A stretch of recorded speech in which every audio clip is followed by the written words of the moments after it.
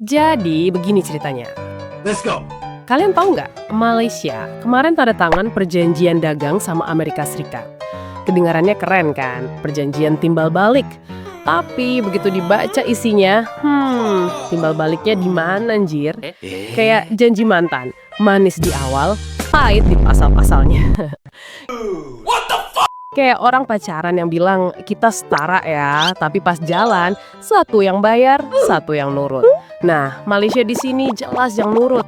Mungkin pemerintahnya mikir daripada ribut dagang sama AS, mending ikut aja deh biar aman.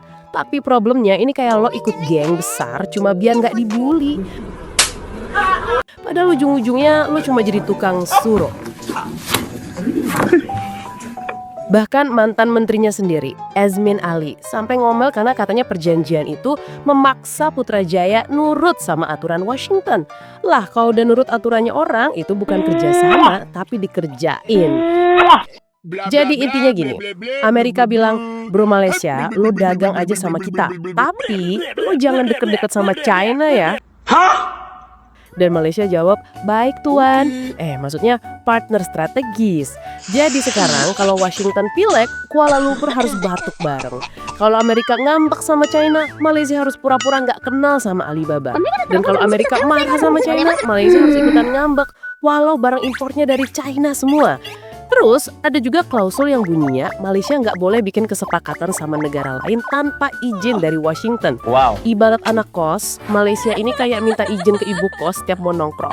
Bu, boleh nggak saya dagang sama China? Nggak boleh. Baik bu, padahal Malaysia itu negara, bukan murid magang di Gedung Putih. Dan lucunya, perjanjian ini bukan cuma soal dagang, tapi juga soal selera makan Amerika. Karena Malaysia wajib kasih akses bebas buat produk-produk AS, ayam, susu, daging, mobil, pokoknya semuanya. Macam tak betul je budak ni. Amerika tetap pasang tarif tinggi, tapi Malaysia malah buka pintu lebar-lebar. Ladies and gentlemen, we got him. Kayak pacar yang rela dimansaatin asal bisa foto bareng di Instagram. It's only a game. Why you have to be mad? Lucunya lagi, isi perjanjian itu bahkan mengatur hal remeh. Malaysia nggak boleh kasih pajak tambahan ke perusahaan Amerika. Wow! Beautiful! Jadi kalau McDonald buka cabang 1000 pun pajaknya tetap aman. Sedangkan pedagang lokal, ya semoga masih bisa jual nasi lemak di depan kantor Google. Banyak analis bilang ini bukan cuma sekedar perjanjian dagang. Ini langkah Malaysia menyerahkan remote control ekonominya ke Washington. Dan kalau dilihat dari isinya, Amerika tuh kayak ngomong, kau boleh merdeka, tapi mainnya di aturan kami ya. Dan Malaysia jawab, siap bos. Yang lebih kocak lagi, Trump tetap pasang tarif 19% buat ekspor Malaysia. Tapi Malaysia harus kasih akses bebas buat produk-produk Amerika. Dari ayam, susu, sampai mobil.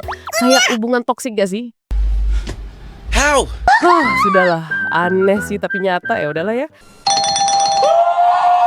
Mau bagaimana lagi? Ternyata negara tetangga kita nggak jauh beda sama Konoha tercinta. Ya udah itu aja video kali ini. Aku harap kalian suka. Sampai jumpa di video lainnya. Subscribe makanya biar nggak ketinggalan video terbaru. Dan kalau kalian udah nonton sampai sini tapi belum subscribe, wah kebangetan sih. Aku sumpahin motor lo kena bensin oplosan, oli palsu. Dan nanti anak cucu lo harus hidup di IKN. Bye.